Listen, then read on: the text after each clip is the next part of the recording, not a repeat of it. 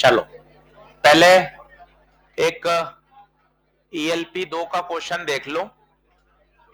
ये diffraction plus modern physics का है। इसमें क्या हो रहा है, अच्छा सवाल है, पेपर में आया भी है। क्वेश्चन नंबर है 5वां है, कौन सा है, 7वां। 7वां। चलो अब लोग शांत हो जाएं सब लोग। तो सिंगल स्लिट एक्सपेरिमेंट में आपको पता है कि हम लाइट इंसिडेंट कराते हैं। यहां लाइट ना आकर इलेक्ट्रॉन बीम आ रही है। तो भैया पहला तो यही डाउट है, यार इलेक्ट्रॉन बीम से कैसे प्रैक्टिकल होगा, लाइट आनी चाहिए। बात आपकी सही है, पर थोड़ा सा आप और विज्ञान पढ़ोगे तो आप पढ़ेंगे जो इलेक्ट्रॉन है वो वेव नेचर शो करता है। हमने और आपने जो देखे हैं वो देखे हैं माइक्रोस्कोप, कंपाउंड, सिंपल, ये सब लाइट पर काम करते हैं। अभी है एक इलेक्ट्रॉन माइक्रोस्कोप, आपने कभी सुना हो, देखा हो, उसकी रिजॉल्विंग पावर और ज्यादा होती है।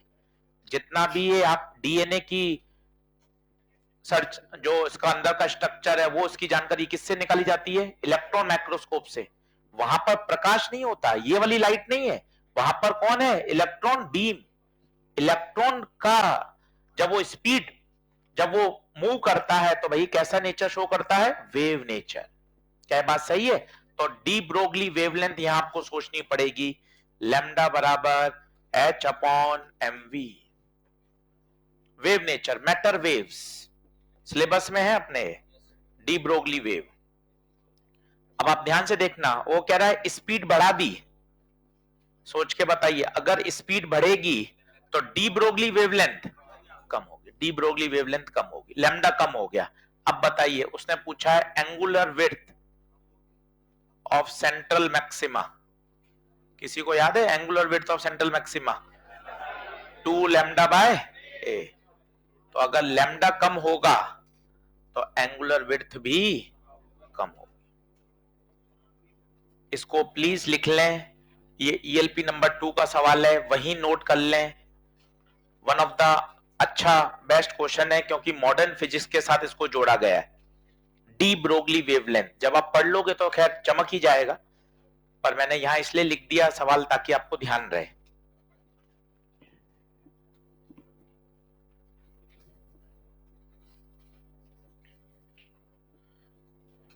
एक से 12 अब आप अच्छे से कर लीजिएगा।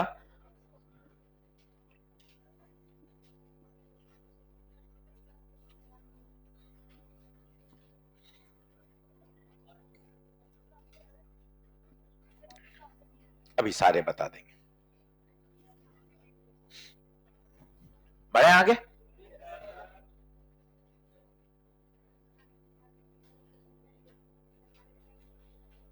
तो आज एक छोटा सा चैप्टर है, पोलराइजेशन। वैसे तो 30-40 मिनट में ही हो जाता है, जब पूरे सवा घंटा 1.5 घंटा है तो आराम से तसल्ली से पढ़ लेंगे।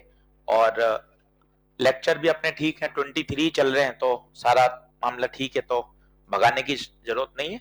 आज अपन इसको पूरा कर लेंगे। कल मंडे से, परसों से अपन शुरू करेंगे अपना करंट कैपेसिटर। नहीं, डी ब्रोगली की बात हो रही है, वो तो उसी पार्टिकल की बात कर रहे थे।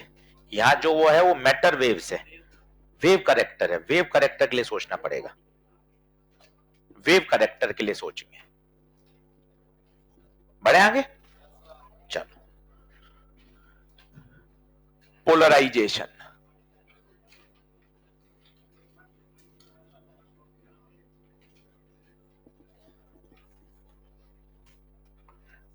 अब सबसे पहला शब्द तो ये होता ही है, पोलराइजेशन होता क्या है, लाइट क्या होती है, अनपोलराइज्ड है या पोलराइज्ड है। पहले 20-25 मिनट वही है। उसके बाद 2 लॉ हैं, एक है मेलस लॉ, एक है ब्रिस्टल लॉ। मोर और लेस पूरा एक्सपेरिमेंटल है, पूरा का पूरा ऑब्जर्वेशन है जो हमें पढ़ने हैं, और उसके बाद इस पे न्यूमेरिकल करने हैं।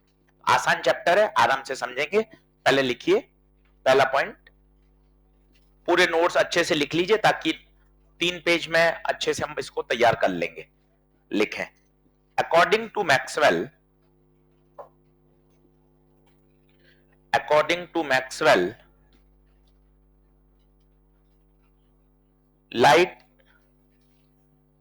light is an transverse electromagnetic wave.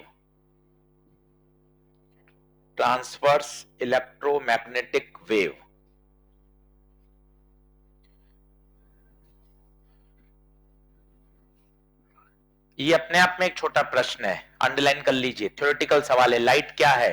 Transverse electromagnetic wave.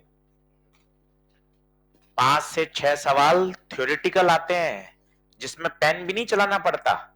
ऐसा नहीं है कि 45 के 45 न्यूमेरिकल ही आते हैं। 5 से 7 प्रश्न तो ऐसे आते हैं जो सीधा टिक करना है, जानकारी आधारित। इस साल भी इतने प्रश्न थे, जैसे सिर्फ पूछ लिया गया वाटर वेंचुरीमीटर, सीधा लिखना है बर्नौली प्रिंसिपल। एक एरर वाला सवाल आया था, कैसी एरर है? Random error. ऐसे 6 से 7 सवाल आते हैं जो सीधे सीधे अपन को जानकारी अगर याद है तो सीधे सीधे टिक कर देते हैं। ये कहलाते हैं थ्योरेटिकल क्वेश्चंस, जिनको अगर आपको बेसिक सारी जानकारी है तो 6 से 7 सवाल तो अपने सीधे ही टिक मिलने लग जाते हैं। दूसरा पॉइंट लिखिए, in electromagnetic wave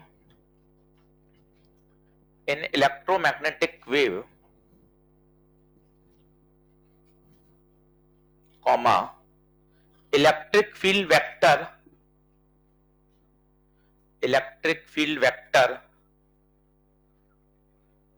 comma magnetic field vector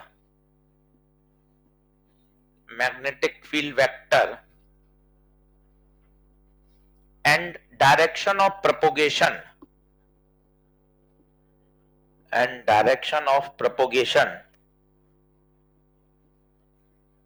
all are mutually perpendicular to each other. अब आप आराम से समझिएगा, बहुत रिलैक्स कोशिश करिए, यही चैप्टर तैयार हो जाए। घर जाके केवल 20-25 न्यूमेरिकल कर लीजिए, ज्यादा है ही नहीं। सारे मिला लोगे तो भी 25 से 30 क्वेश्चन ज्यादा नहीं मिलेंगे, पुराने पेपर के, मॉड्यूल के, सॉल्व्ड एग्जांपल सब, क्योंकि ज्यादा प्रश्न है ही नहीं। कुल पिछले 15 साल में ही 4 प्रश्न आए, केवल 4 प्रश्न आए। तो छोटा चैप्टर है, फटाफट खत्म करके तैयार करके इसको पूरा कर दो। हर जगह से इसके क्वेश्चन कर लो, ईएलपी कर लो, कॉन्सेप्ट बिल्डर, सॉल्व्ड एग्जांपल, सब तरफ से छोड़ना नहीं है। छोटी छोटी बातें हैं, फटाफट होता जाएगा, कॉन्फिडेंस रहता है कि हाँ यार चैप्टर तैयार। अब हो क्या रहा है वो देखिए, ये है मेरा डायरेक्शन ऑफ प्रोपोगेशन, ये है मेरा डायरेक्शन ऑफ प्रोपोगेशन। लाइट इस दिशा में जा रही है। अब इलेक्ट्रिक फील्ड जो होता है वो हमेशा डायरेक्शन ऑफ प्रोपोगेशन के क्या होता है? परपेंडिकुलर, हमेशा परपेंडिकुलर। क्योंकि लाइट कौन है? लाइट है इलेक्ट्रोमैग्नेटिक वेव, साथ ही साथ क्या सा? ट्रांसवर्स। तो ट्रांसवर्स में याद करिए वाइब्रेशन कितने डिग्री पर? परपेंडिकुलर। अब जरा सोच के बताइए, लाइट जा रही है एक्स में, तो वाइब्रेशन बताइए कहां कहां? या तो वाई में हो सकते हैं, या ये अपनी सोच कहती है वाई या जेड, पर आप मस्त बोलोगे ना तो सर वाई जेड क्या? वाई जेड प्लेन में कहीं भी संभव है। देखना आप, इधर भी हो सकता है, इधर भी हो सकता है, इधर भी हो सकता है, कहीं भी। मैं आपको करके दिखाता हूं, आप इस बात को समझना, फील करना। जैसे सुनना, मैं क्या कहना चाहता हूं। यह है डायरेक्शन ऑफ प्रोपोगेशन। एक बार बात समझ में आ जाएगी, फिर चैप्टर में मजा आएगा, आपको कहीं दिक्कत ही नहीं आएगी। और मान लो ये देखिए, ये डायरेक्शन ऑफ प्रोपोगेशन है, ग्रीन पेन। ये जो प्लेन है, क्या ये पूरा प्लेन इस पेन के परपेंडिकुलर है? देखिए आप, पूरा पूरा प्लेन पेन के क्या है? परपेंडिकुलर। ये वाले एक्सिस को मैं बोल रहा हूं एक्स, जिस दिशा में मैं जा रहा हूं। तो ये पेपर कौन सा प्लेन में हो गया? वाई जेड, कोशिश करो, वाई अंदर जा रहा है जेड। अब देखना ये मैंने गुलाबी पेन से जो इतने सारे तीर के निशान बनाए हैं, सब देखिए क्या ये सारे इसी प्लेन में है क्या? गुलाबी पेन वाले, गुलाबी पेन वाले, और वो हरे के साथ कितना एंगल बना रहे हैं?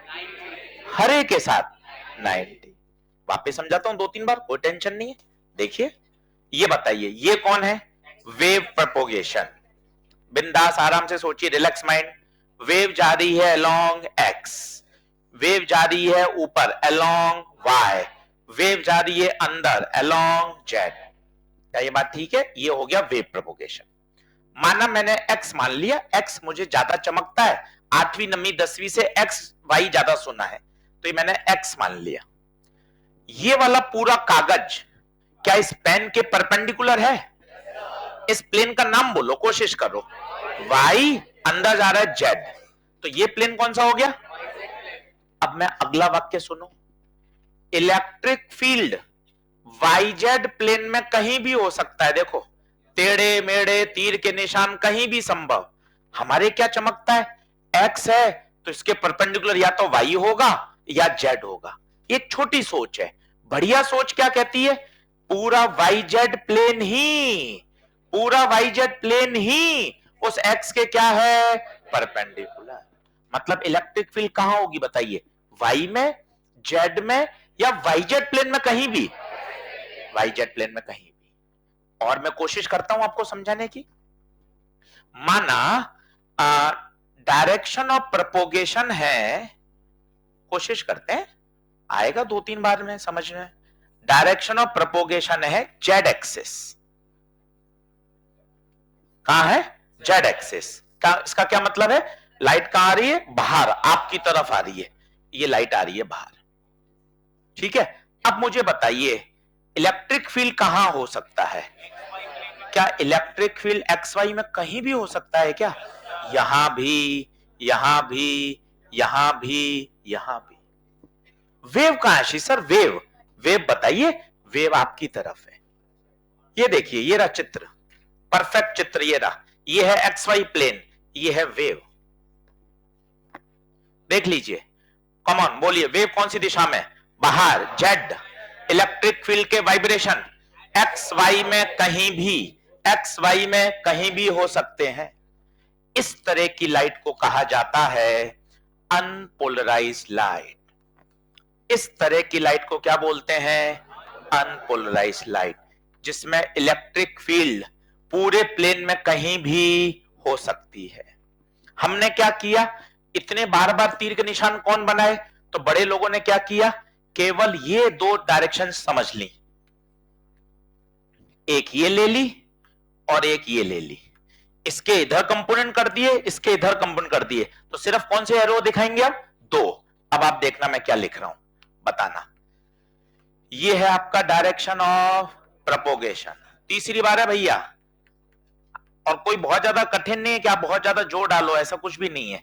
ये डायरेक्शन ऑफ प्रोपोगेशन एक्स में। इलेक्ट्रिक फील्ड के तुक्के मारिए, बोलिए या तो वाई या जेड, और बेहतर वाई जेड में कहीं भी, वाई जेड में। अब उसके मैंने टुकड़े कर दिए, या तो वाई वाई और या जेड जेड। ये देखिए तीर का निशान क्या बता रहा है? वाई। डॉट क्या बता रहे हैं?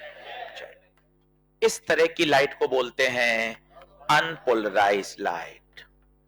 जब पोलराइज पढ़ लोगे ना तो ये और अच्छा समझ में आएगा। पहले आप इसमें लिखिए, ये क्या बता रहा है बताओ? ये बता रहा है इलेक्ट्रिक फील्ड के वाइब्रेशंस। सेंटेंस बोलो, अच्छा लगेगा। इलेक्ट्रिक फील्ड के वाइब्रेशन वाई में भी हो सकते हैं, जेड में भी हो सकते हैं। तो इस तरह की लाइट को क्या कहा जाता है? Unpolarised light. आशीष सर ये टेढ़े मेढ़े कहां चले गए? टेढ़े मेढ़े के हमने क्या कर दिए? कंपोनेंट्स। तो सिर्फ क्या दिखने लग गया? एक ये वाला, एक ये वाला। वापस से बना लीजिए, एक बार और समझाता हूं। आसान है, ऐसा बहुत बड़ा कोई रॉकेट साइंस नहीं है। 15-20 मिनट में ये बात समझ में आएगी ना, फिर चैप्टर को पढ़ने में मजा आएगा। और है आसान। 2 लॉ हैं छोटे से। तो लिखते समय भी दिमाग में टूटा फूटा बोलिए, ओपन अप होंगे तभी बोल पाएंगे। लाइट एक्स में ट्रेवल कर रही है, इलेक्ट्रिक फील्ड के वाइब्रेशन वाई में भी हो सकते हैं, जेड में भी हो सकते हैं, इनफैक्ट वाई जेड प्लेन में कहीं भी हो सकते हैं। तो इस तरह की लाइट को क्या कहा जाता है? Unpolarised light. Electric field at random कहीं भी है, होगी तो 90 पर ही, होगी तो 90 पर ही, पर 90 के बहुत सारे ऑप्शन है ना बेटा, वाई में भी, जेड में भी, वाई जेड में भी, कहीं भी अगर है तो उसे हम क्या कहेंगे? Unpolarised light. जो भी प्रकाश आप देख रहे हो, सनलाइट, ट्यूबलाइट का प्रकाश, एलईडी, सीएफएल, टॉर्च, मोबाइल का प्रकाश, ये सब क्या है? Unpolarised light. ये सब अनपोलराइज्ड लाइट है।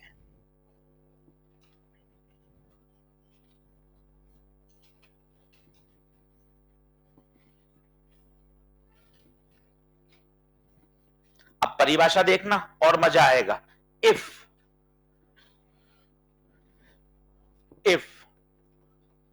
vibration of electric field vector is in all possible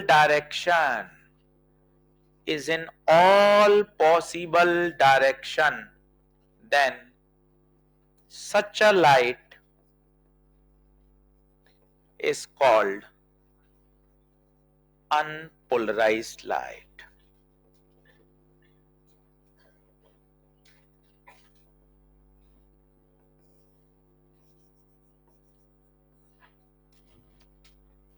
अब पढ़ो इसको, वाक्य को पढ़ो, रिलैक्स। क्या लिखा हुआ है उसको तोड़ो, ब्रेक करो। यदि इलेक्ट्रिक फील्ड के वाइब्रेशन सभी दिशाओं में हो, पॉसिबल इस तरह लिखना जरूरी है। आप कह दोगे मैं तो इलेक्ट्रिक फील्ड को एक्स में वाइब्रेट कराऊंगा, तो गलत हो गया ना। इलेक्ट्रिक फील्ड तो एक्स में हो ही नहीं सकती, क्योंकि वेव कैसी है? ट्रांसवर्स। तो इलेक्ट्रिक फील्ड को तो होना तो 90 पे ही पड़ेगा, इसलिए पॉसिबल लिखना जरूरी है। आपका मन कर जाएगा सर भूख लग रही है, मैं तो इलेक्ट्रिक फील्ड को एक्स में करूंगा, तो फिर मैं क्या जवाब दे पाऊंगा आपको? आप भी सुबह के आ रहे हो, पढ़े और पढ़ रहे हो, थक चुके हो, क्या जवाब दे पाऊंगा? तो इसलिए पॉसिबल लिख दिया, ताकि क्या होगा? पॉसिबल होना चाहिए। पॉसिबल का मतलब 90 पे रखना है। अब बता 90 पे रखने के जुगाड़, sir Y, sir Z, sir Y Z, कहीं भी। इसमें लाइट को क्या कहा जाएगा? अनपोलराइज्ड। एक्स में नहीं हो सकती। एक्स में क्यों नहीं हो सकती? उस डायरेक्शन में कैसे हो जाएगी? क्योंकि इलेक्ट्रिक फील्ड को तो हमेशा कितने डिग्री पे कंपन करना है? 90 डिग्री पे कंपन करना जरूरी है। क्या तूने जब सर्दी पड़ी थी, जब तो टोपी लगाई नहीं, पूरी सर्दी निकल गई है? गजब ही करता है।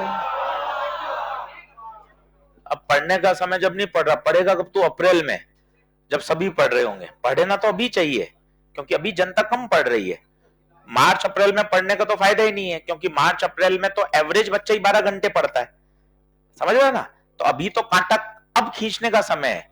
जनवरी के 5-6 दिन, फरवरी, अपन सोचा अप्रैल में 12-13 घंटे पढ़ेंगे। आप थोड़ी ना पढ़ रहे हो उस समय, सभी पढ़ रहे हैं। आप समझो, जैसे नंबर बोनस हो जाता है कोई सवाल, तो फायदा सबको मिल जाता है ना। तो उससे ना तो कट ऑफ बदलती है, ना रैंक बदलती है, कुछ नहीं बदलता। या तो सबके 5 मिलेंगे या सबके 4, जो भी है ना? तो उससे कोई फर्क नहीं पड़ता। तो अप्रैल के 12-13 घंटे आप यूं ही खुश हो रहे हो, वो तो एवरेज सब बच्चे पढ़ते हैं, जो अच्छा बच्चा है। अभी समय है पढ़ने का, तो पूरी फरवरी यहां आपने अगर रेस लगा ली, तो अपन दूसरों से बहुत आगे निकल सकते हैं। ये इंपॉर्टेंट है। चलो, अनपोलराइज क्लियर है। अब पोलराइज पढ़ोगे तो और मजा आएगा। अब लिखो पोलराइज लाइट। अब लगाओ पोलराइज लाइट। अब लिखना परिभाषा, if vibration of electric field vector is restricted only in one direction. अब मजे आएंगे इस परिभाषा में। restricted only in one direction, then such a light is called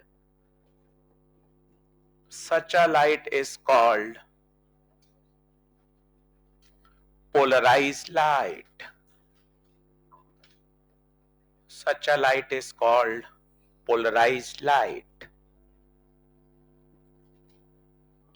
अगर इलेक्ट्रिक फील्ड के वाइब्रेशन को प्रतिबंध कर दिया जाए, रेस्ट्रिक्शन कर दिया जाए, केवल एक पर्टिकुलर डायरेक्शन,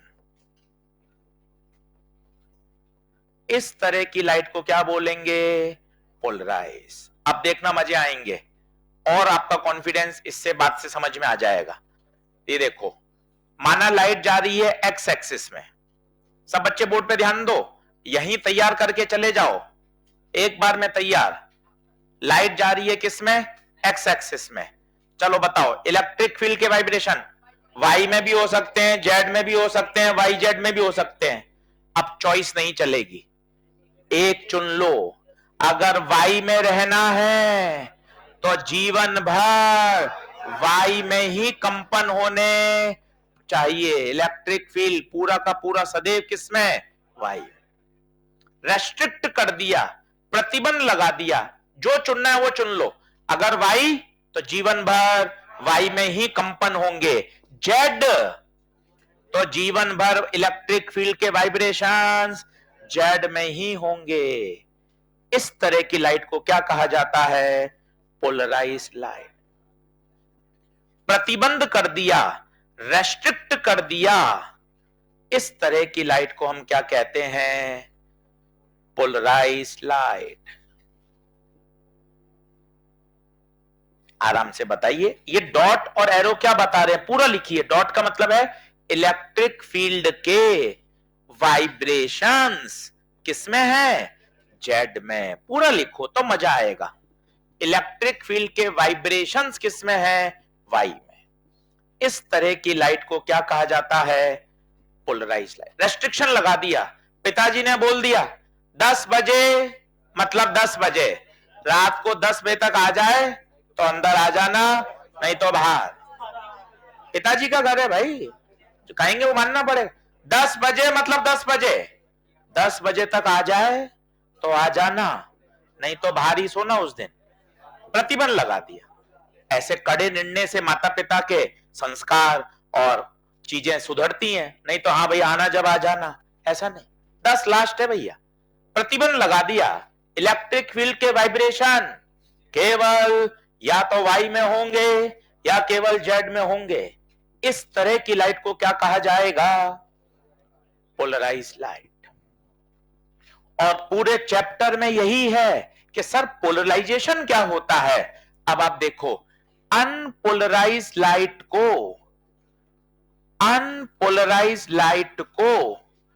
पोलराइज्ड लाइट में बदलने के प्रोसेस को ही पोलराइजेशन कहते हैं।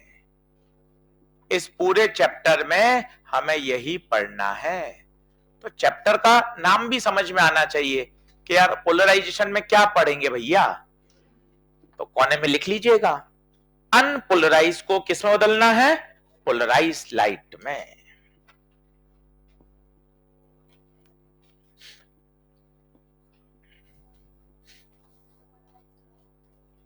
कौन सी ये? इसमें सिर्फ एरो होंगे, डॉट नहीं है।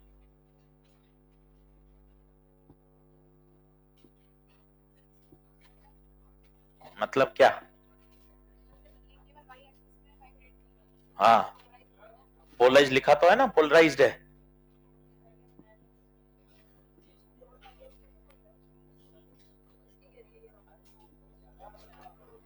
पता नहीं क्या ही सोच, कोई बात नहीं, होता है ऐसा। हाँ,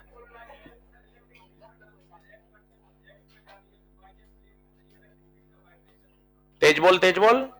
लाइट जा रही है एक्स में, वाई जेड प्लेन में कहीं भी हो सकता है। हाँ, मैग्नेटिक फील्ड के उसके 90 डिग्री पे होगा। जैसे इलेक्ट्रिक फील्ड वाई है तो मैग्नेटिक फील्ड हो गई जेड में। जिस समय इलेक्ट्रिक फील्ड जेड में है उस समय मैग्नेटिक फील्ड हो गई वाई में। जिस समय ये इधर है इलेक्ट्रिक फील्ड तो इसके 90 डिग्री पर ये इधर हो गई।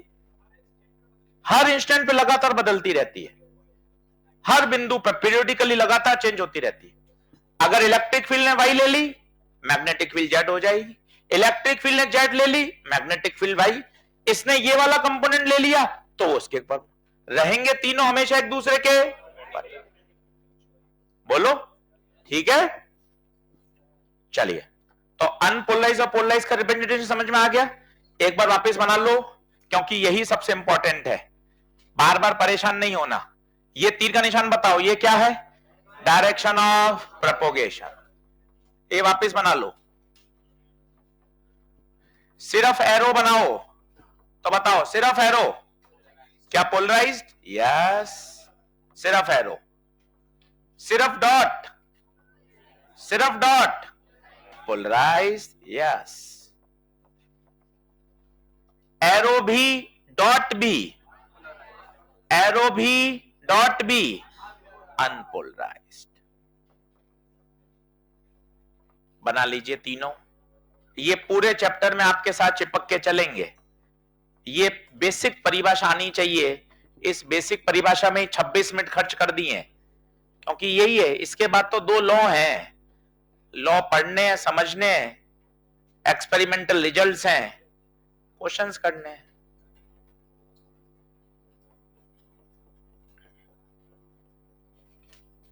चैप्टर का नाम पोलराइजेशन।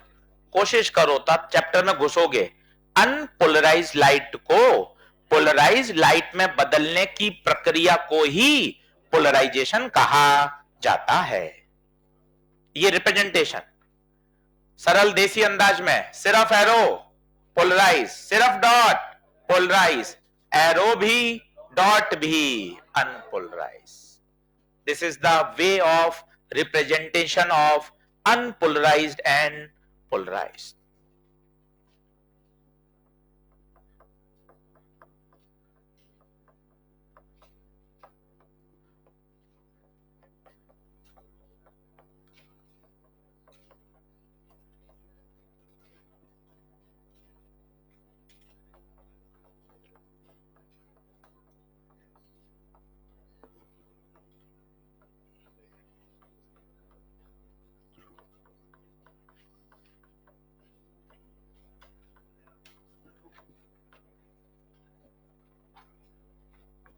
चलिए बढ़े साहब आगे लिखें, हैंग डालिए। मेथड, मेथड्स, हैंग डालिए। Methods to convert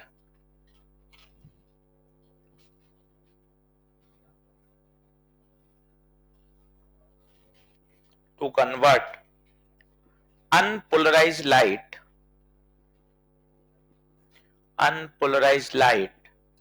into polarized light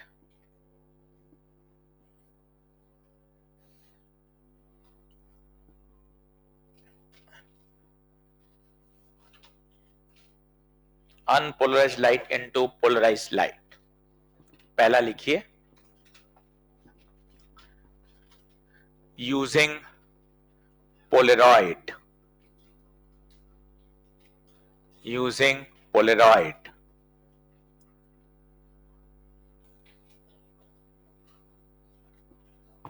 चलिए आराम से समझिएगा, पहला लॉ आ गया है, ज्यादातर सवाल इसी पे आते हैं। डायग्राम बना लीजिए।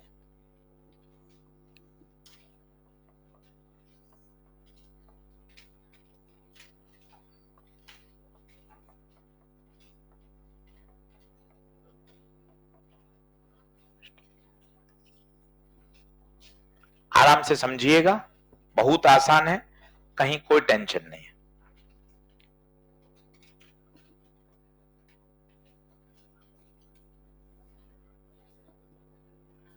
नेचर में कुछ ऐसे स्पेशल क्रिस्टल पाए जाते हैं, ऑलरेडी पाए जाते हैं ऐसे, प्रकृति ने उनको ऐसा एक स्पेशल प्रॉपर्टी दी है कि जब लाइट उसमें से पास होती है, ऐसे क्रिस्टल का नाम है टूरमालिन। अब तो इनको केमिस्ट्री लेबोरेटरी में बना भी सकते हैं, उसकी हम केमिस्ट्री में नहीं जा रहे हैं, हमारे सिलेबस में नहीं है। ये नेचर में कुछ ऐसे क्रिस्टल होते हैं कि उनके पास क्या प्रॉपर्टी, आप देखना मजा आ जाएगा। ये लाइट आई सब अनपोलराइज। अनपोलराइज का मतलब बताइए, एरो भी डॉट भी। इस टूरमालिन क्रिस्टल की क्या खासियत है बच्चों, वो देखना। ये क्या करता है, अपने ट्रांसमिशन एक्सिस के पैरेलल पैरेलल जो भी वाइब्रेशंस हैं उनको क्या कर देता है, पास कर देता है। मैं शब्दों में लिख रहा हूं क्या, ट्रांसमिशन एक्सिस के पैरेलल जो भी वाइब्रेशंस होंगे, जो भी वाइब्रेशन होंगे वो क्या हो जाएंगे, pass. As the name suggest, transmission axis transmit कर देता है, पास कर देता है। तो बताइए किसको पास करेगा, एरो को या डॉट को? एरो पास हो जाएंगे और डॉट कहां जाएंगे, डॉट पूरे के पूरे एब्जॉर्ब हो जाएंगे। डॉट वाले कंपोनेंट्स एब्जॉर्ब हो गए। वापस बोलता हूं, नेचर में कुछ ऐसे स्पेशल क्रिस्टल पाए जाते हैं जो अपने ट्रांसमिशन एक्सिस के पैरेलल कंपोनेंट्स को क्या कर देते हैं, पास। इस घटना को बोलते हैं डाइक्रोइज्म। ऐसे क्रिस्टल जो इस खतरनाक प्रॉपर्टी को शो करते हैं उन्हें बोलते हैं डाइक्रोइक क्रिस्टल, और इनके उदाहरण हैं टूरमालिन क्रिस्टल। इनको याद मत करिएगा कि आज पूरा शाम इसी को याद करने लग गए, डाइक्रोइज्म। सर मैं बोल ही नहीं पा रहा हूं, याद कैसे करूंगा, कभी सवाल नहीं आता। तो आप इसकी चिंता मत कराएं, कभी फिजिक्स में ऐसे सवाल नहीं आते कि फोटोइलेक्ट्रिक इफेक्ट को सबसे पहले किसने खोजा था। खोजा तो हर्ट्ज ने था, एक्सपेरिमेंट किया लिनार्ड ने, परंतु उसको थ्योरेटिकली एक्सप्लेन किया आइंस्टीन ने, और फिर उनको नोबेल प्राइज मिला। पर ये जानकारी कोई याद करने की नहीं होती है, क्या आप इसी को याद कर रहे हैं? ऐसे सवाल बायो में, केमिस्ट्री में आते हैं इंफॉर्मेशन बेस्ड, अपने फिजिक्स में नहीं आते। क्या आप यही याद कर रहे हो कौन सी प्रॉपर्टी है, कौन से क्रिस्टल है? कुछ नहीं, अपन को सिर्फ इसका नेचर पता होना चाहिए। क्या नेचर है, ट्रांसमिशन एक्सिस के पैरेलल जो भी वाइब्रेशंस है उनको पास कर देगा, बाकी सबको क्या कर देगा, एब्सॉर्ब। बोलिए क्या बात क्लियर है? अब देखिए एक चमत्कार हो गया। क्या हो गया सर चमत्कार, लाइट आई थी अनपोलराइज, और इससे पास होने के बाद देखो सिर्फ एरो बचे। सिर्फ एरो वाली लाइट बता, सिर्फ एरो वाली बता, पोलराइज। इसका मतलब इस क्रिस्टल से पास होने के बाद अनपोलराइज बेटे किसमें बन गई, पोलराइज। इस इंस्ट्रूमेंट का सरल लैंग्वेज में नाम है पोलेरॉइड, सामान्य भाषा में पोलेरॉइड। चश्मे आते हैं पोलेरॉइड के, आपने देखे हो, थोड़े महंगे चश्मे आते हैं रेबेन के, अच्छी कंपनी के, रेबेन पी लिखा रहता है, रेबेन पोलेरॉइड। क्या होता है उसमें एक पूरी एक कोटिंग होती है। क्या होता है कोटिंग से जरा सोचिए, सनलाइट आएगी, सनलाइट जैसी पोलेरॉइड से पास होगी, सोचिए इंटेंसिटी एकदम से आधी, तीव्रता आधी हो जाएगी। तो जो सनलाइट से जो डैमेज होता है वो आपका डैमेज एकदम क्या हो गया, 50% हो गया। ये देखिए, माना ये इंटेंसिटी आ रही है आई, तो बताइए इसमें से कितनी पास होगी, आधी। क्यों सर आधी क्यों पास हो गई, अरे 50 एरो थे, 50 डॉट थे, 50 डॉट के तो वाइब्रेशंस एब्जॉर्ब हो गए, सिर्फ कौन पार हुआ, एरो। तो बताइए पोलेरॉइड से पास होने के बाद इंटेंसिटी हमेशा कितनी रह जाती है, हाफ। आराम से देख लीजिए, एक बार और रिपीट करता हूं। क्रिस्टल को बोलते हैं टूरमालिन क्रिस्टल। इस क्रिस्टल की क्या विशेषता है बोलिए, ट्रांसमिशन एक्सिस के पैरेलल जो भी वाइब्रेशंस होंगे उनको क्या कर देगा, पास। परपेंडिकुलर वाले को क्या कर लेगा, ऑब्जर्व। अब देखिए इसमें एरो भी थे, डॉट भी थे, 50 एरो 50 डॉट, डॉट डॉट को तो क्या कर लिया, एब्सॉर्ब। तो बताइए इंटेंसिटी कितनी रह गई, आधी। तो हमेशा याद रखिए पहले पोलेरॉइड से पास होने के बाद इंटेंसिटी हमेशा आधी रह जाती है। एक और डायग्राम बनाते हैं, फिर मेलस लॉ पे आएंगे, इसको करेंगे आगे। देखिए, मान लो मैंने दो पोलेरॉइड लगा दिए, पर दोनों लगाए ऐसे 90 डिग्री पर। आराम से देखना आप, ये इसकी ट्रांसमिशन एक्सिस, ये इसकी ट्रांसमिशन एक्सिस जो मैंने हाईलाइट कर दी।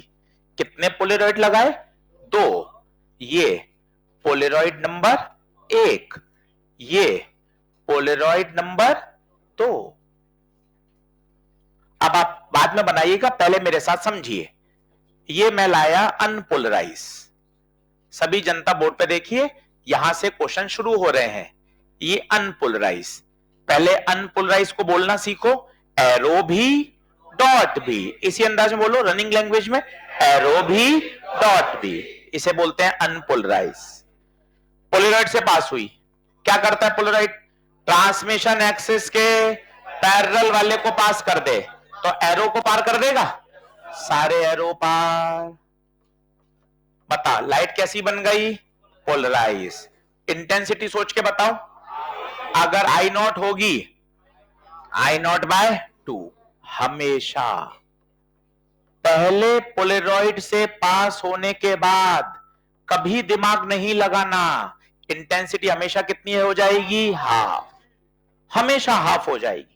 तेरी मर्जी पड़े जैसे रखो, ऐसे रखो, ऐसे रखो, ऐसे रखो, ऐसे रखो, हमेशा 50% कंपोनेंट पास होंगे और 50% क्या हो जाएंगे? एब्सॉर्ब, पहले पोलराइड से।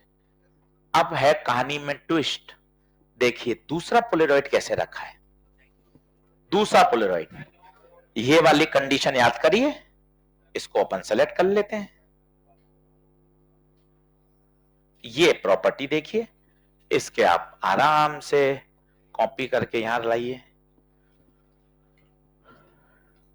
ये देखिए, ये प्रॉपर्टी है, पढ़िए। क्या करता है? क्या करता है? ट्रांसमिशन एक्सिस के पैरेलल कंपोनेंट्स को पास कर देता है। ट्रांसमिशन एक्सिस ये रही, कंपोनेंट ये रहे। अरे भाई साहब, ये तो कितने डिग्री पर है? 90। कुछ पास ही, क्योंकि इस एक्सिस के पैरेलल तो कुछ भी है ही नहीं, कुछ भी पास नहीं होगा। No light, no light. बिल्कुल क्या मिलेगा? अंधेरा, डार्क। सोच के देखिए, पूरा रोक दिया उसने। क्यों रोक दिया? कोशिश करिए ना, आगे क्यों बढ़े? आगे क्यों बढ़े? छोड़ दो ना। केवल क्या बात है? पैरेलल पास होगा, पी से पैरेलल, पी से पास, पैरेलल पास होगा, पैरेलल पास होगा, पैरेलल पास होगा। ये पैरेलल पास हो गए, बोलो कि भाई है। अब ये है पैरेलल और एक्सिस है ऐसी, ये तो कितने डिग्री पे हो गए? मतलब कुछ भी पास, कुछ भी पास नहीं होगा। क्या मिला? अंधेरा। यस और no? This is called cross arrangement. This is called cross arrangement. अगर दोनों पोलेरॉइड 90 डिग्री पर रखे गए तो इस तरह के अरेंजमेंट को क्रॉस अरेंजमेंट कहा जाता है। इस तरह के अरेंजमेंट को क्रॉस अरेंजमेंट कहा जाता है।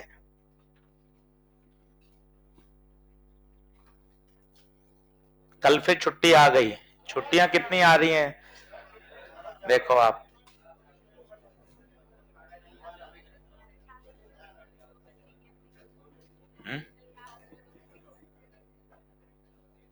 सिलेबस हो ही रहा है, समय पे काय को रखें एक्स्ट्रा क्लास।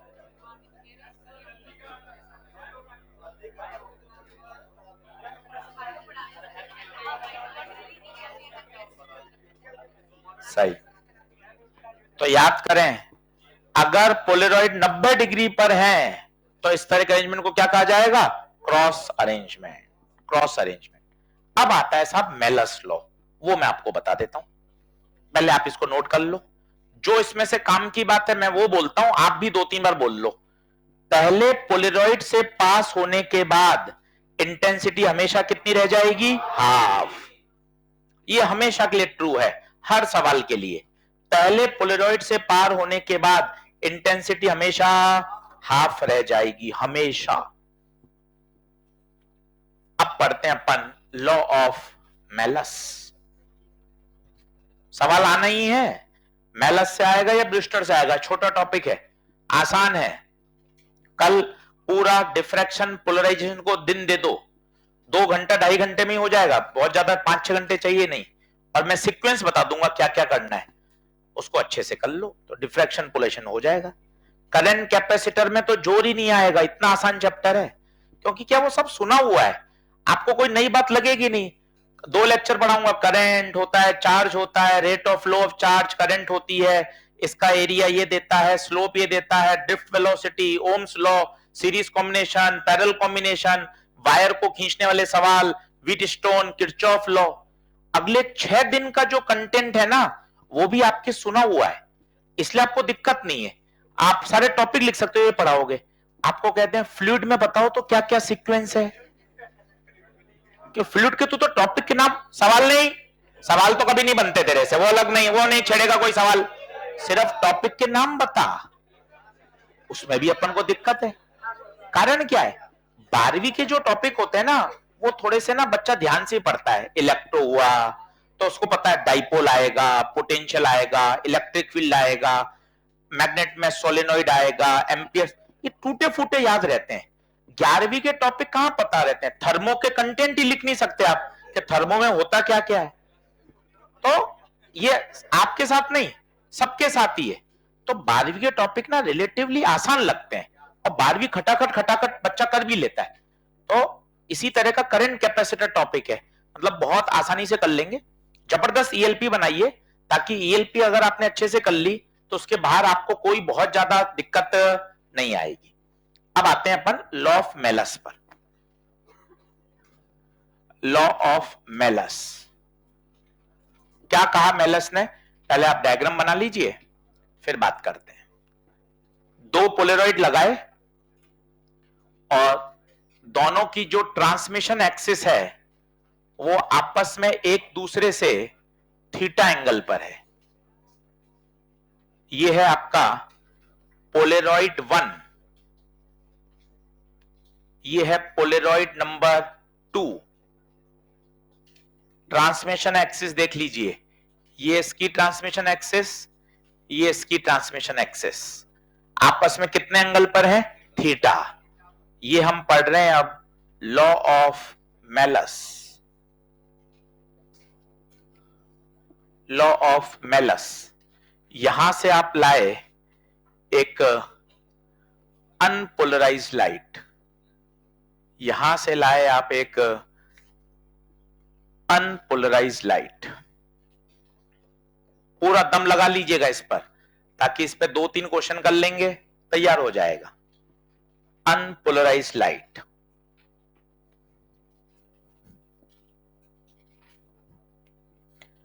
आज से जेई मेन के पेपर शुरू हो गए हैं, अगले 4-5 दिन में 10-11 पेपर इनके हो जाएंगे। तो जब वो पेपर आ जाएंगे अगले 15 दिन में जेई मेन की तरफ से, तो वो पेपर देख के भी क्या एक आइडिया लगेगा और कंफर्मेशन कि जो टॉपिक हट गए हैं क्या उन पे कोई प्रश्न नहीं आया है क्या, तो उससे और कॉन्फिडेंस बढ़ जाएगा। तो अभी क्या थोड़ा सा ना पढ़ लें, छोड़ दें, पढ़ ही लेते हैं, नहीं छोड़ देते हैं, है ना। तो इसका जवाब क्या वास्तव में किसी के पास नहीं है, सच बात तो यही है। हम ये कह देते हैं कि हाँ यार छोड़ने हैं। अभी जेई मेन का पेपर होगा ना, उसमें जियो मैग्नेटिज्म का कोई सवाल नहीं आया, अर्थ का कोई नहीं आएगा, तो क्या आप एकदम कंफर्म हो जाओगे, क्योंकि हमारे जो जो टॉपिक डिलीट हुए हैं वो ऐसे कैसे जेई मेन से भी डिलीट हुए। तो क्या अपन को और कंफर्मेशन हो जाएगा फिजिक्स में कि अच्छा यार पोटेंशियोमीटर, यार 12 पेपर में से किसी में पोटेंशियोमीटर नहीं आया, इसका मतलब पोटेंशियोमीटर परमानेंट खत्म। तो ये अपने लिए एक बेनिफिट है, अपन को और आइडिया लग जाएगा कि हाँ यार अपना भी तो सिलेबस वही डिलीट हुआ है। अगर ट्रांजिस्टर का सवाल कहीं नहीं दिखा तो यार बहुत बढ़िया बात हो गई ना, 12 पेपर में कहीं नहीं दिखा, मतलब 12 एग्जामिनर ने पेपर बनाया, एक आदमी नहीं बनाता, अलग अलग पेपर सेटर होते हैं, इसका मतलब वो टॉपिक परमानेंट डिलीट। तो हमारा और कॉन्फिडेंस बढ़ जाएगा, क्योंकि हम लोग रोज ऐसे मैसेज का सामना करते हैं, सर ये पढ़ूं या नहीं पढ़ूं, रोलिंग पढ़ूं या नहीं पढ़ूं, ये पढ़ूं या नहीं पढ़ूं, पूरी फिजिक्स ही पढ़ूं या नहीं पढ़ूं, ऐसे ऐसे सवाल भी आ जाते हैं ना यार। भाई सवालों का तो कुछ है ही नहीं ना, जब बच्चा पूछने लग जाता है तो कुछ भी पूछ लेता है ना। तो हम तो क्या मेंटली तैयार रहते हैं कि हाँ यार कुछ भी सवाल पूछा जाएगा, कोई टेंशन नहीं है ना। तो अभी पेपर हो जाएगा तो और उस पर क्या हो जाएगा, कंफर्म हो जाएगा। बढ़े आगे, चलो संभालिएगा संभालिए। तो पहले वाले पोलराइड में से अनपोलराइज्ड लाइट पास हुई। पहले पोलराइड का कोई नियम कानून नहीं है, हमेशा वो आधा कर देता है, 50% फ्लैट ऑफ, और ये सेल साल भर चलेगी, ऐसा नहीं है कुछ समय चलती है। फ्लैट 50 ऑफ, फ्लैट 50, फ्लैट का मतलब सीधा 50% डिस्काउंट। तो बताओ अगर ये आई नॉट है तो बताओ यहां क्या बचेगा, आई नॉट बाय 2। पहले पोलराइड में कोई टेंशन नहीं है, फ्लैट 50% ऑफ, अपनी ही दुकान है, फ्लैट 50 ऑफ। बोलिए, कोई टेंशन वाली बात नहीं है। अब अच्छा, ये अनपोलराइज किस में कन्वर्ट हो गई, पोलराइज लाइट में। मान लिया इसकी इंटेंसिटी को बोल दिया आईपी। क्या बोल दिया, आईपी। आईपी मतलब इंटेंसिटी ऑफ पोलराइज लाइट। अब ये इंटेंसिटी किस पे फॉल हो रही है, सेकेंड पोलराइड पर। अब लगाएंगे Malus law.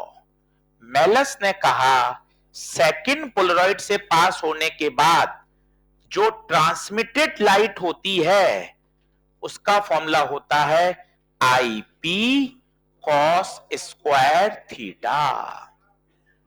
IP cos square theta. What is IP, जो उस सेकेंड पोलराइड पर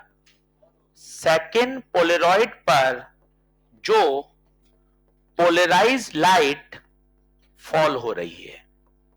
आई नॉट बाई 2 मत बोलो, अभी 2-3 सवाल कराऊंगा तब और अच्छा आएगा।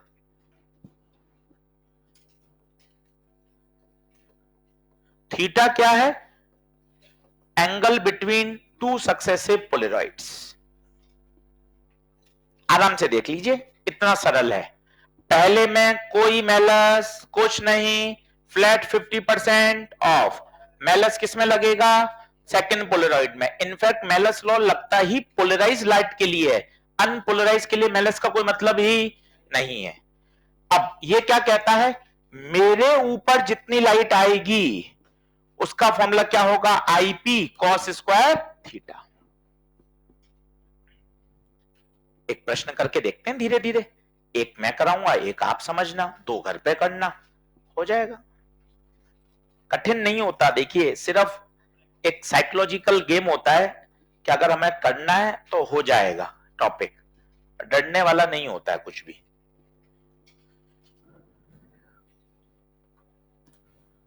चलिए पहला क्वेश्चन देखेंगे। ईएलपी नंबर 2 खोलें, सवाल नंबर 19। सवाल नंबर 19,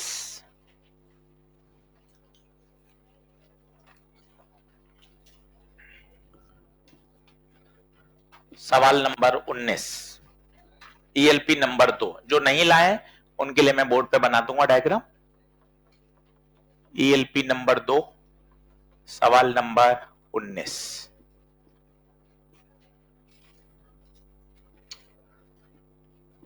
कल बैठकर पूरे वेव ऑप्टिक्स के शॉर्ट नोट बना लो, अभी ताजा ताजा तैयार है। Interference, diffraction, polarisation. इंटरफेरेंस में तो सीधा है 10 कॉन्सेप्ट, 10 कॉन्सेप्ट याद है। इंटरफेरेंस पूरा तैयार, डिफ्रैक्शन पोलराइजेशन भी तैयार कर लो, अभी अभी तैयार करके रख लोगे, मजा आ जाएगा।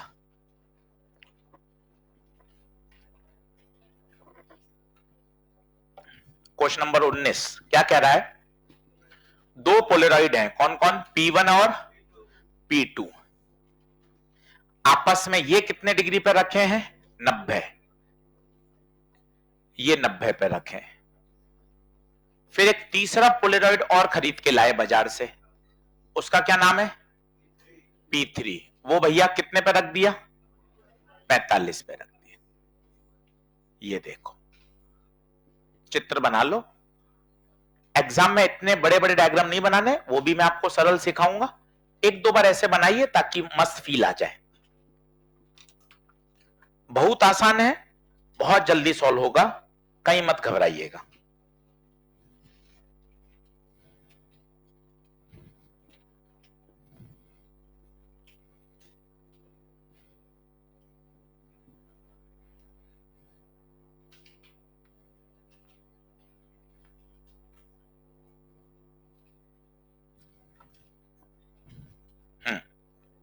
सुनना,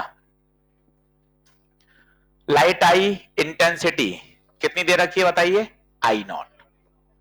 पेन पेंसिल छोड़ दो, बोर्ड पे देखो, 2 बार 3 बार अपने आप समझ में आएगा। पेन पेंसिल छोड़ दें। पहला पोलेरॉइड, पहले पोलेरॉइड में कुछ नहीं करना, सीधा फ्लैट 50% ऑफ, आई नॉट का आई नॉट बाय 2। पहला polaroid, ta-ta bye bye, see you लाला, पहला पोलेरॉइड खत्म। अब दूसरे में मेलस लॉ लगाऊंगा। प्लीज बोर्ड पे देखिए मेलस लॉ कैसे लगेगा। इसके ऊपर कितनी इंटेंसिटी गिरेगी बताइए, आई नॉट बाय 2। पहले रटा हुआ लिख दो, आई ट्रांसमिट बराबर I P cos square theta. अभी छोटे हैं ना, 4-5 सवाल कर लेंगे फिर मौखिक करेंगे।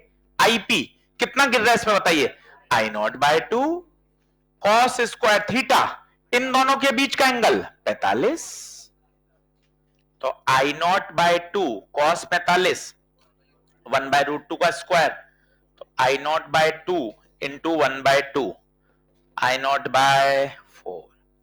तो भैया पहले से कितनी पास, दूसरे से कितनी पास हो गई, आई नॉट बाय 4। सोचो। अब बताओ क्या इस पर आई नॉट बाय 4 गिरेगी। अब बताइए इसके लिए फिर से मेलस लॉ लगाऊंगा, कहकर लगाओ, कहकर लगाओ, मेलस लॉ लगाऊंगा। अब बताइए मेलस लॉ रटा हुआ, आई ट्रांसमिटेड बराबर I P cos square theta, इसके ऊपर कितनी फॉल हो रही है, I naught by 4 cos square theta. बताइए थीटा इन दोनों के बीच में 45। सर ये एंगल थोड़े कम समझ में आए, मैं आपको बताता हूं कैसे हुए। कह रहा था P1 और P2 90 पर, देख लो ये चित्र कौन बनाएगा भैया, इसमें तो 20-25 सेकंड लग जाएंगे। ये छोटा चित्र समझा रहा हूं। P1 P2 कितने पर, 90 पर। P3, ये P3 P1 से 45, तो बट ऑब्वियस है इससे भी 45। पहला लॉ किस किस में लगाया, P1 और P3 में, P1 और P3 में 45 काम में लिया। दूसरा किस में लगाया, P3 और P2 में, P3 और P2 में फिर 45। ये छोटा चित्र है, जब 4-5 सवाल करते हैं तो ऐसे बनाते हैं ताकि धीरे धीरे वो दिमाग में बैठ जाए। फिर प्रैक्टिस के बाद ऐसा चित्र बनेगा, समय कम लगता है। अब बताइए I naught by 4 cos square 45 1/√2 का स्क्वायर कितना हो जाएगा, आई नॉट बाय,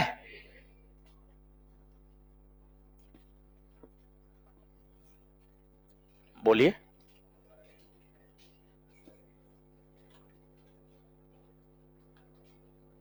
क्या बात क्लियर है। एक और लिखें, एक बार कंक्लूड कर लो तसल्ली से, बोलो कंक्लूजन क्या है। पहले पोलेरॉइड में तो कोई दिक्कत नहीं, कोई मेलस लॉ नहीं, सीधा आई नॉट बाय 2। अब क्या लगाएंगे, मेलस लॉ। इसके ऊपर कितनी गिरेगी, आई नॉट बाय 2, देख आई नॉट बाय 2 आया। इसके ऊपर कितनी गिरेगी, आई नॉट बाय 4। एक और करके देखते हैं, चलो लिखो, in the given situation, in the given situation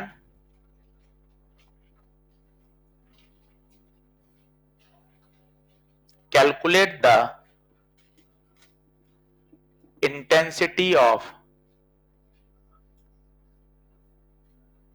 transmitted light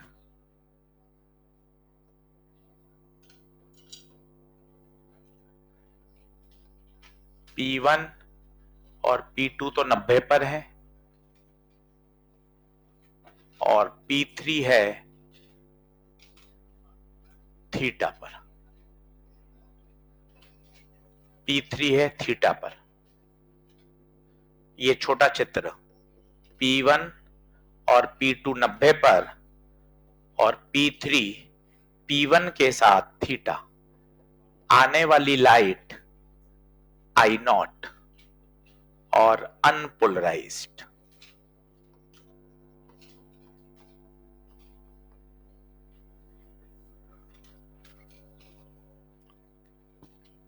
काटा कुटा चलने दीजिए, ऐसे ही सीखेंगे। कोई ऐसे कभी नहीं सीखा कि एक बार में ही सीख जाए। काटा कुटा होगा, सीखेंगे, अटेम्प्ट करेंगे, ये प्रोसेस है भैया, इससे घबराना थोड़ी ना होता है।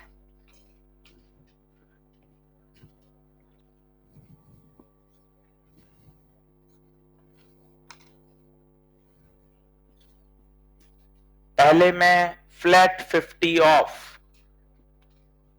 सीधा डिस्काउंट,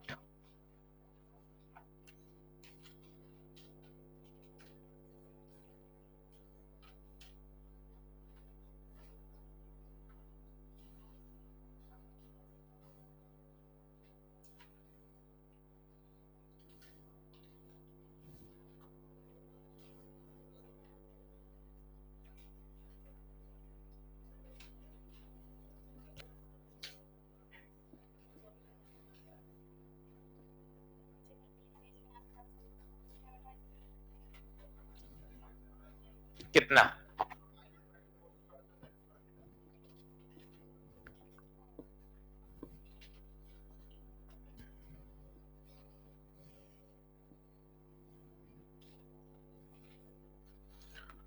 देखो पहले में तो कोई टेंशन ही नहीं है। कितनी? I0 by 2। पहले में कोई मेलस लॉ नहीं है, सीधा फ्लैट 50% ऑफ। बोलो अब इसके लिए मेलस लॉ लगाओ। मेलस लॉ पहले रटा वो लिख लो, 10 बार लिखोगे ना तो याद हो जाएगा। आई टी बराबर I P cos square theta. I P उसके ऊपर गिरने वाली इंटेंसिटी I0 बाय 2 थीटा। किन किन के बीच में लगा रहे हो बोलो ना? P1 और P3, P1 और P3, थीटा ही लेंगे।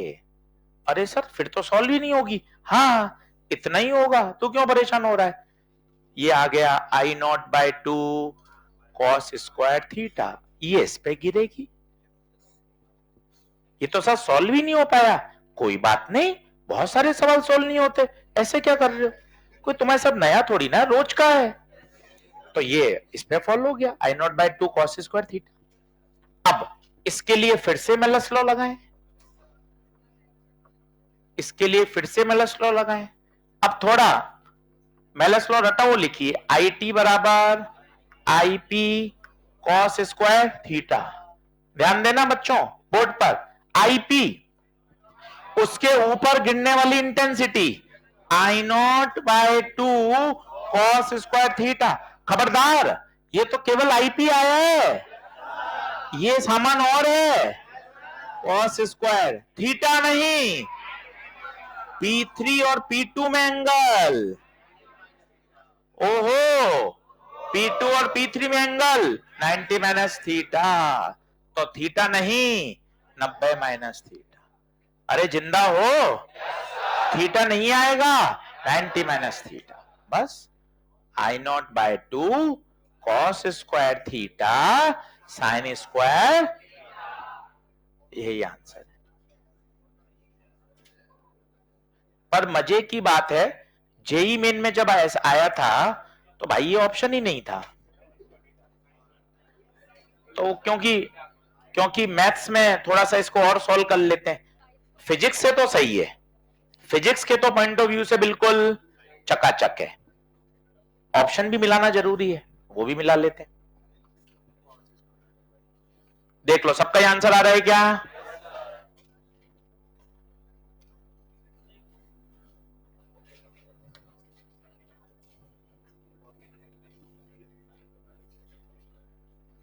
देखें अब इसी को थोड़ा सॉल्व कर लेता हूं, बाकी तो वो चलेगा, चकाचक है। I0 by 2 cos square theta sine square theta, 4 से गुणा 4 से भाग, 4 से गुणा 4 से भाग, तो आई नॉट बाय 2, 4 से गुणा 4 से भाग। वापिस मत काट देना, तुम भी गजब करते हो सर। 4 से गुणा 4 से भाग, तो 2 और 4 8, इसको लिखा 2 cos थीटा साइन थीटा का होल स्क्वायर। चेक कर लो, 2 का square 4, sine square cos square, 2 sine theta cos theta sine 2 theta.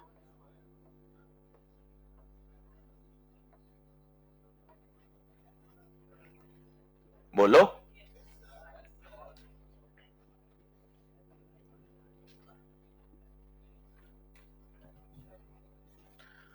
मजे की बात है, पोलराइजेशन केवल वही वेव दिखाती हैं जो ट्रांसवर्स होती हैं, याद करो, क्योंकि उसी में तो परपेंडिकुलर वाइब्रेशंस होते हैं।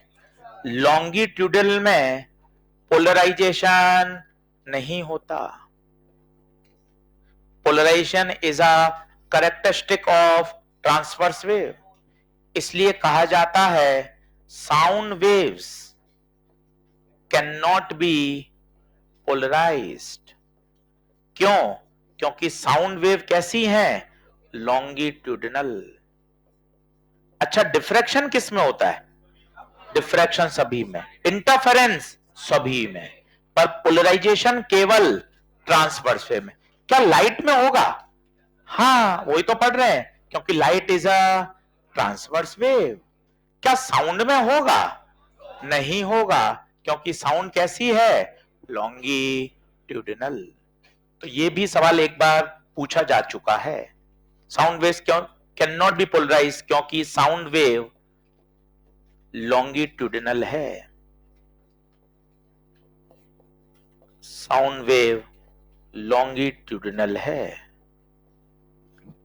तो ये भी छोटा सवाल मिल सकता है।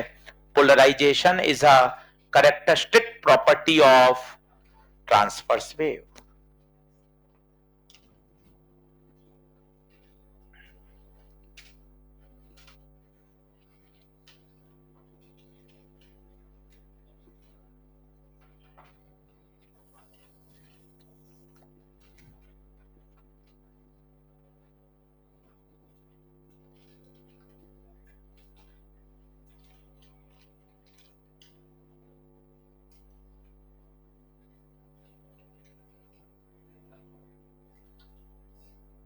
बोलो, बढ़ो आगे।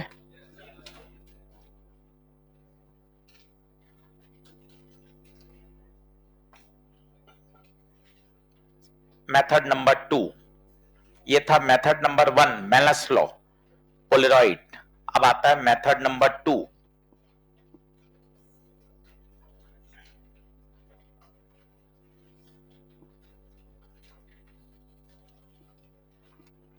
मेथड नंबर 2 करूं, नेक्स्ट कर दूं? Method number 2, bye reflection, bye reflection, bye reflection, इसे ही कहते हैं ब्रिस्टल लॉ। बहुत आसान है, जल्दी से समझ में आ जाता है। लिखें, when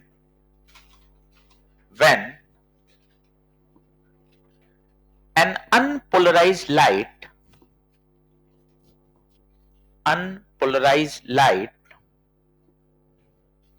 is incident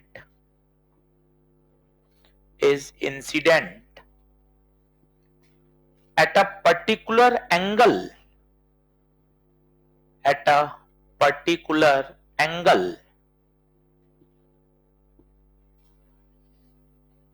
ब्रैकेट में लिखिए, angle of polarization, angle of polarization bracket बंद, then reflected ray, reflected ray, REFL है ना, रिफ्लेक्टेड रे, क्योंकि अभी इसमें दो रे आएंगी, एक रिफ्लेक्शन और एक रिफ्रैक्शन, तो सही ध्यान से लिखना है। क्या लिखे बोल रहा हूं मैं अभी? REFL, reflected ray is 100% polarized. Diagram बनाइए, बहुत आसान है।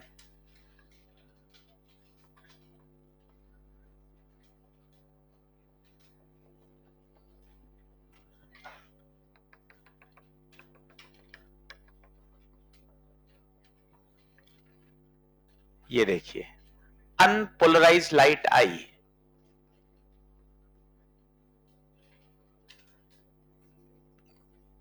अनपोलराइज, अनपोलराइज आते ही बोलो एरो भी डॉट भी, एरो भी डॉट भी दोनों होते हैं, उसे हम क्या बोलते हैं? अनपोलराइज।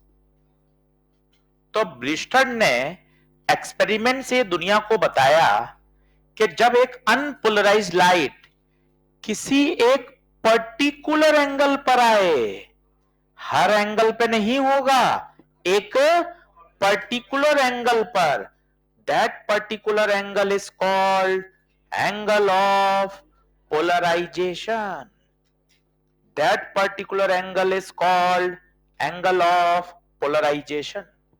तो उन्होंने देखा दो फिनोमिना होते हैं, जैसा आपको रे ऑप्टिक्स में भी पता है, रिफ्लेक्शन भी रिफ्रैक्शन भी, दोनों फिनोमिना होते हैं। तो उन्होंने कहा कि जो रिफ्लेक्टेड रे है ये 100% क्या हो जाती है? पोलराइज। और इसमें जो वाइब्रेशंस उन्होंने नोट किए वो सिर्फ नोट किए डॉट डॉट, और सोचिए अगर सिर्फ डॉट डॉट है तो क्या वो पोलराइज हो गई? यस। और ये वाली जो थी इसमें कुछ एरो थे, कुछ डॉट थे, कुछ एरो कुछ डॉट, इसे बोला उन्होंने पार्शियली पोलराइज। इससे तो हमें मतलब ही नहीं है, हमें तो मतलब ही किससे है? रिफ्लेक्टेड रे से। अब आप ध्यान से देखिए इसमें क्या क्या कंक्लूजन है, क्या क्या बातें हैं, आराम से सुनिए, इस पर 3-4 सवाल करेंगे, पहले आप नोट कर लीजिए, सेंटेंस बोलिए, बोलेंगे तब उस टॉपिक से दोस्ती कर पाएंगे। अनपोलराइज्ड लाइट आई, ठीक है, किसी भी एंगल पर ऐसा नहीं होगा, आप टेढ़े मेढ़े किसी भी एंगल पर ले आओगे तो नहीं होगा, ये एक ऐसा पर्टिकुलर एंगल पर ही देखा गया। क्या देखा गया? कि जो रिफ्लेक्टेड लाइट थी ये 100% क्या हो गई? Polarize. This phenomena is called polarization by reflection. और ये बताने वाले वैज्ञानिक कौन थे? ब्रिस्टर। उन्होंने एक बात और बताई कि ये दोनों रे, रिफ्लेक्टेड और रिफ्रैक्टेड, हमेशा परपेंडिकुलर। ये खतरनाक बात और बताई, ये दोनों हमेशा परपेंडिकुलर। ये आईपी है तो सोच के बताइए क्या ये भी आईपी होगा? ये आर मान लिया, ये आर मान लिया,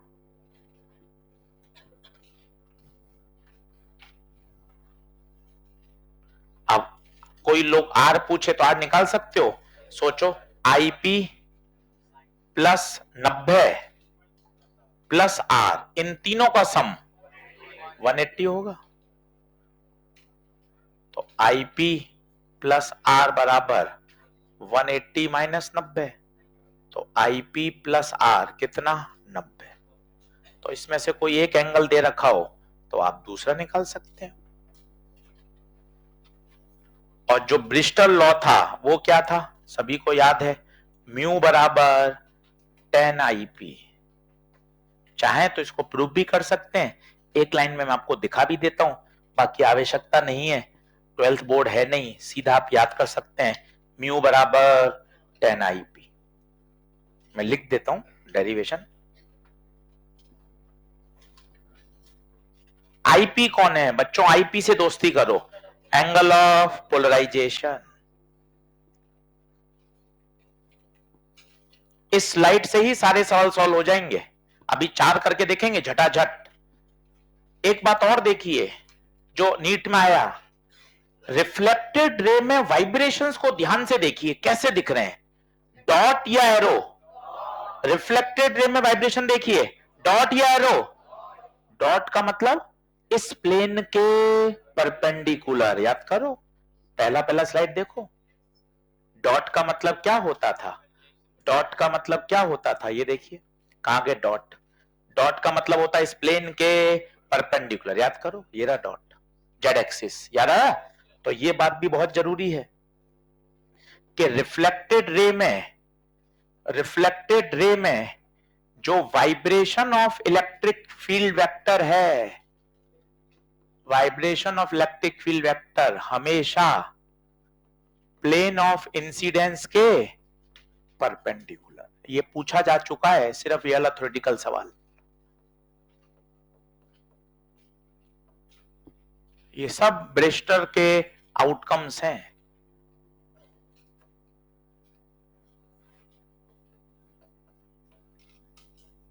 दो मिनट यहां बिताइए, कोई जल्दबाजी नहीं है, 2-3 मिनट ज्यादा भी क्लास चल जाएगी, पर टॉपिक पूरा सीख के जाओ।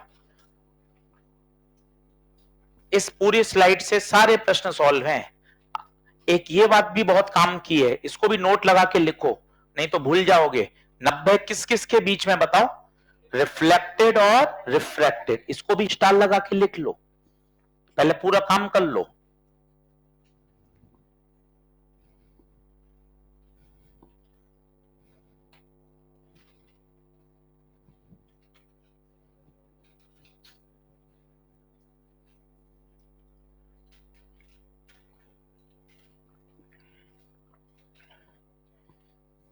लिखो, when light is incident, लिखो when, हाँ नोट लगा लो, when light is incident at angle of polarization,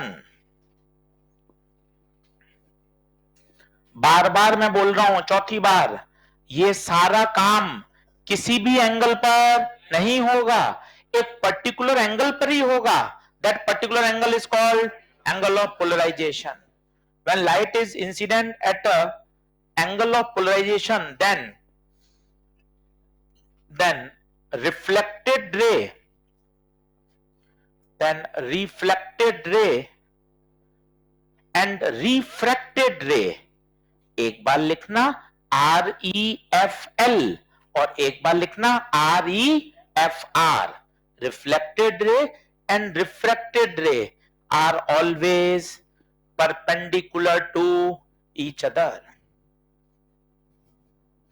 are always perpendicular to each other। बताइए। और एक बात सिखाता हूं फिर कंक्लूड करूंगा। देखें जरा सोचिए, ब्रिस्टल लॉ क्या था? म्यू बराबर 10 एक बार देखना, 10 की वैल्यू याद करता हूं, 10 0 10 0 0, 10 30 1/√3, 10 37 3/4, 0.75, 10 45 1, 10 53 4/3, 1.33, 10 60 √3, 1.732, 10 90 infinite not defined। ये क्या 10वीं कक्षा क्या लिखा दी? भाई बार बार 10 की वैल्यू काम आएंगी, एक बार लिख के पटक दी कोने में। अब ध्यान से देखो, आप बात कर रहे हो एयर और मीडियम। वैक्यूम का आपको तो पता ही है, म्यू हमेशा 1 होता है। सोचिए मीडियम का जो म्यू होगा वो तो हमेशा 1 से, इसका मतलब थोड़ा दिमाग लगाओ, 10 की वैल्यू हमेशा 1 से बड़ी आनी चाहिए, क्योंकि 10 की वैल्यू तो म्यू दे रही है। 10 की वैल्यू 1 से बड़ी कब है बताइए? 45 से। इसका मतलब एंगल ऑफ पोलराइजेशन हमेशा 45 से बड़ा ही होगा। सर नहीं समझ आया। माना, आर्ग्यूमेंट करना, माना एंगल ऑफ पोलराइजेशन है 37 डिग्री, मैंने बोल दिया तो चलते फिरते, अरे लाइट 37 पर आ रही है, चल बता।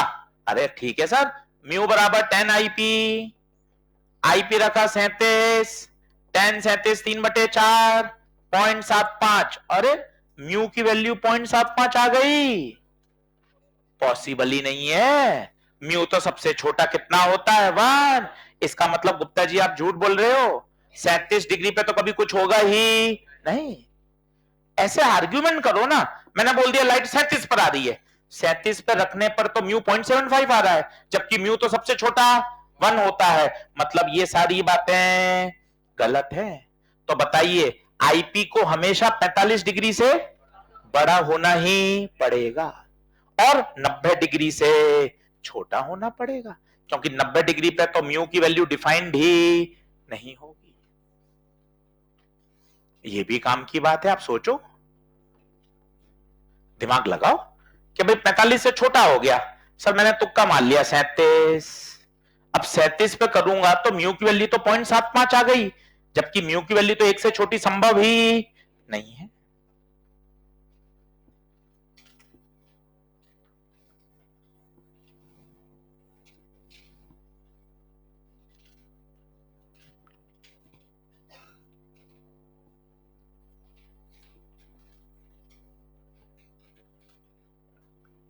क्या बात सही है क्या?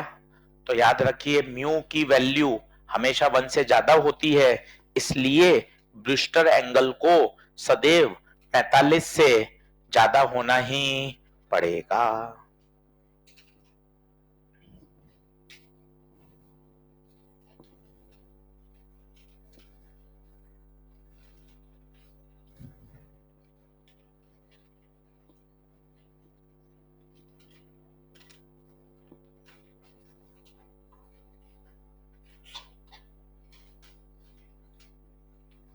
बढ़े क्या?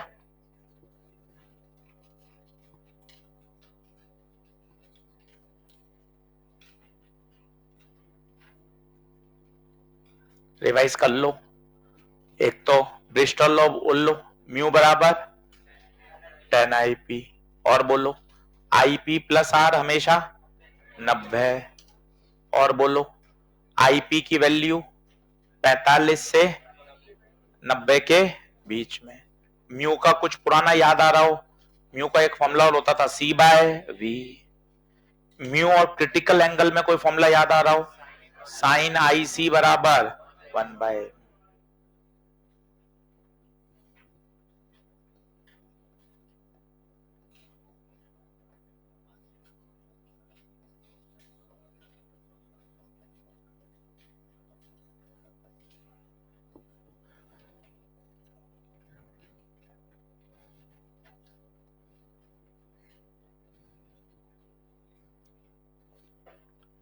तो म्यू बराबर 10 आईपी, म्यू बराबर C/V, ये म्यू बराबर C/V रे ऑप्टिक्स का लेक्चर नंबर 1, क्रिटिकल एंगल 1 और म्यू में याद करो, बड़ा हमेशा नीचे आता है, याद करो। तो ऐसी बातें जो क्वेश्चन सॉल्व करती हैं, एक तो आपस में आप वो बातें करते हो तो यूजलेस है, ये ऐसी बातें जो क्वेश्चन सॉल्व करती हैं, इसलिए इनका नाम है अलग है, ऐसी बातें जो क्वेश्चन सॉल्व कर देती हैं।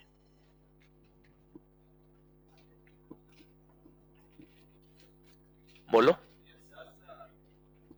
अब लिखेगा कोई नहीं, सिर्फ ELP करनी है और मौखिक करनी है, फटाफट 6 क्वेश्चन करने 6 मिनट के अंदर, ये 6 पार्ट कर दिए, खटाखट खटाखट करेंगे। सबसे पहले आएंगे क्वेश्चन नंबर 17 पे। 17 पे बताओ, ब्रिस्टर एंगल कहां से कहां? 45 से बड़ा, 90 से, बोलो 17 ओके है? टिक लगाते जा, पीछे मत रहे, कुछ कर गुजर, पीछे मत रहे। 17। अब 18 पे आओ, 18 पढ़ो, बहुत अच्छा सवाल है।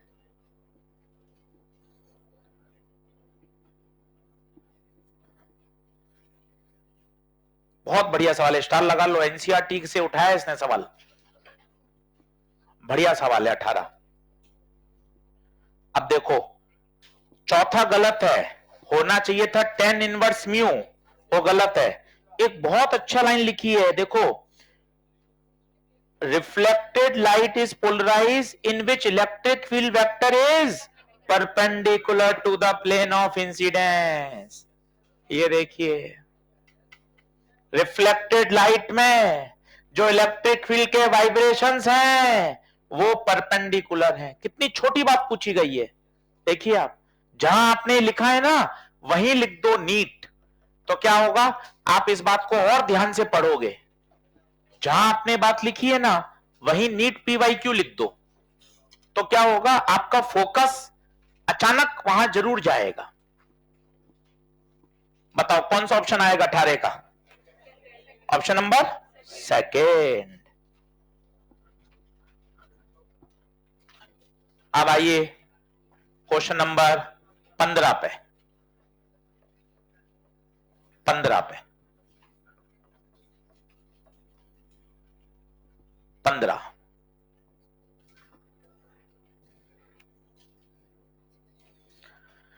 A light is incident at an angle of 60 degree on a glass surface and refracted is completely polarized। भाई ने बहुत अच्छा सेंटेंस बोला है, इसने ये नहीं बोला कि 60 डिग्री एंगल ऑफ पोलराइजेशन है, बदमाशी कर गया। 60 डिग्री पर आने पर लाइट कंप्लीटली पोलराइज हो जाती है, इसका मतलब यही तो एंगल ऑफ पोलराइजेशन है, याद करो। तो आईपी कितना हो गया? 60। अब बताओ क्या क्या पूछा है, what is the refraction in glass, आर पूछा है, निकाल सकते हो? आईपी प्लस आर बराबर 90, तो आर कितना? 30, आर 30। और क्या पूछा है? म्यू, म्यू बराबर क्या होता है? 10 आईपी। आईपी कितना है? 60, 10 60, म्यू कितना? √3। टिक लगा दो 15 पे। 16 पे आओ, 6 कर लो मेरे साथ, फिर चले जाना घर। 6 कर लो, 3 हो गए, 16।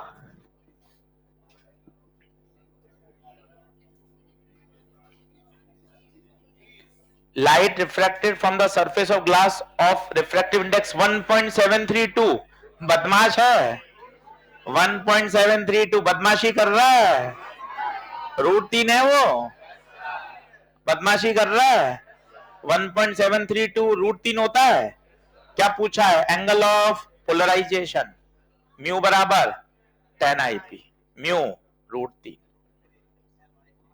बताओ आईपी कितना? 60। पूछा क्या है? कितना बढ़िया छोटा सवाल, जल्दबाजी में गलती हो जाती है।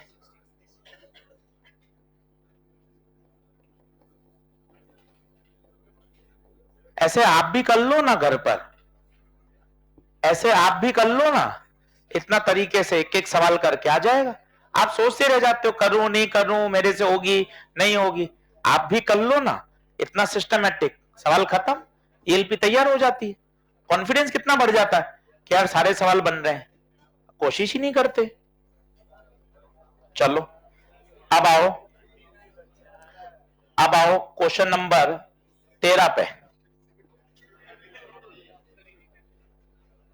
13 पे 6 करने हैं बस, 13 पे आओ।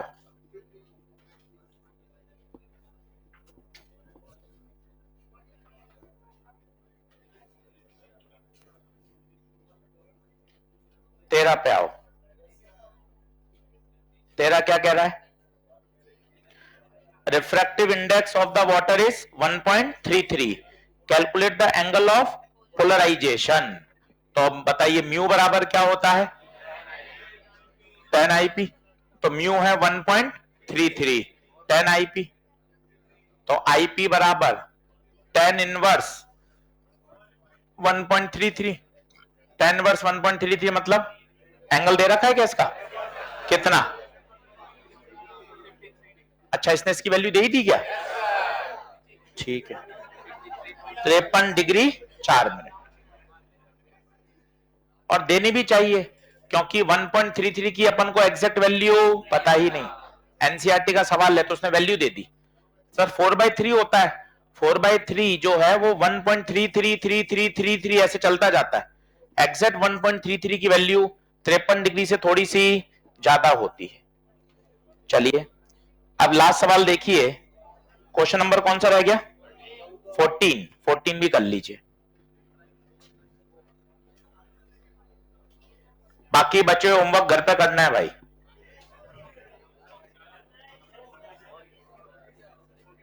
केमिस्ट्री बायो पढ़ होते उसमें नंबर कम आ रहे हैं तेरे। फिर 13, क्वेश्चन नंबर 14 हुआ क्या? क्या कह रहा है? एंगल दे रखा है 60 और क्या पूछा है? म्यू पूछा है। आसान है तो म्यू बराबर tan IP। बोलो कर लोगे क्या? तो ELP नंबर 1 2 पूरी करनी है, इसके बाद मॉड्यूल शुरू कर सकते हैं। मॉड्यूल में रिजॉल्विंग पावर छोड़ देना, रिजॉल्विंग पावर हट गया है, उसको छोड़ दीजिएगा।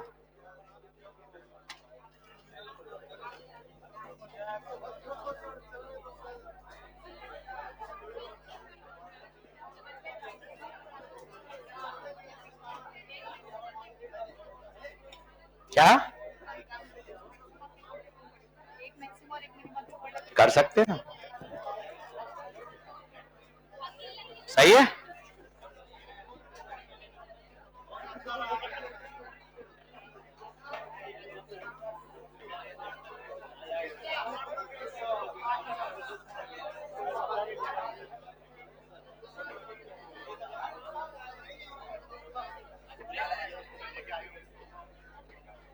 मेहनत कर बेटा, खूब है ना।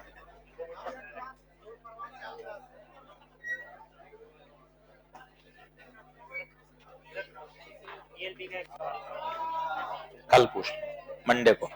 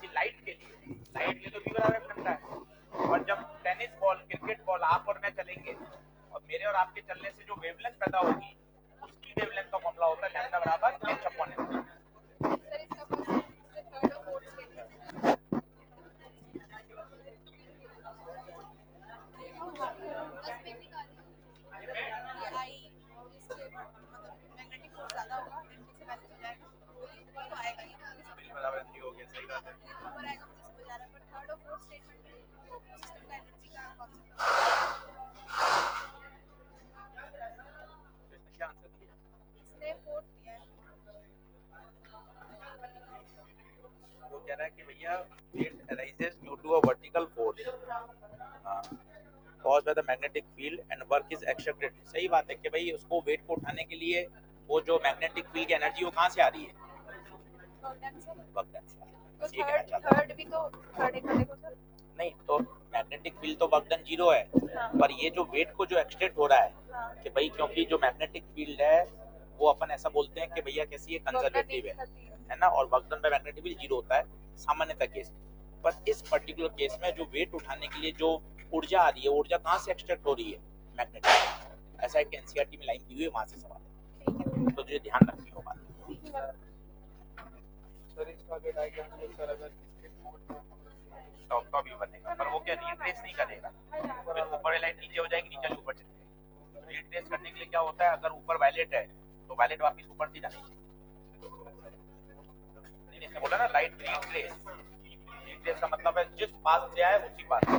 ये रिट्रेस नहीं होता ऊपर वाले से कहाँ चला गया नीचे, तो वो रिट्रेस नहीं है। रिट्रेस का तो होता है जिस रास्ते से मैं हॉस्टल से घर आया वापस उसी रास्ते से घर से कहाँ जाऊँ, हॉस्टल। बात है, अभी नहीं बना, ये तो बहुत आसान है। इसकी तो इमेज बनाएगी, इसकी इमेज कहाँ आई, क्या सॉल्व नहीं करे क्या, तो बताना है ना, करके लाया कल। इसकी इमेज बना, इसकी जो इमेज बनेगी उसके लिए क्या काम करेगी, ऑब्जेक्ट का काम करेगी। फिर वो इसका जो ऑब्जेक्ट आए, इसकी जो इमेज आएगी वो आएगी आगे, तो इसके लिए ऑब्जेक्ट का काम करेगी। और कहाँ है ऑब्जेक्ट आगे, तो इसके लिए यू क्या लेगी, प्लस। सोच के ही ऐसे करता नहीं, हवा में नहीं करते, करा हुआ चाहिए ऐसे, गुप्ता जी कैसे हवा में सॉल्व नहीं करते। हाँ क्या बताऊं भाई, बता। हाँ तो ये तो बॉइंसी है, नीचे mg लग रहा है, ऊपर लग रहा है उत्प्लावन बल, त्वरण ऊपर की तरफ। हाँ ऊपर मास भी जोड़ते हैं, कुछ भी करते हैं, तो जो उत्प्लावन बल होता है वो हमेशा ऊपर की तरफ ही लगता है। अब मान लो ये ऊपर की तरफ त्वरित ना हो के नीचे की तरफ त्वरित होगा, तो समीकरण कैसा बनेगा, नीचे की तरफ त्वरित है तो mg माइनस उत्प्लावन बल बराबर m, ऊपर की तरफ है तो b माइनस mg बराबर m। इसमें खास बात ये है कि इसमें से द्रव्यमान कम कर दें ज्यादा कर दें, उत्प्लावन बल की दिशा तो हमेशा सेम रहेगी। mg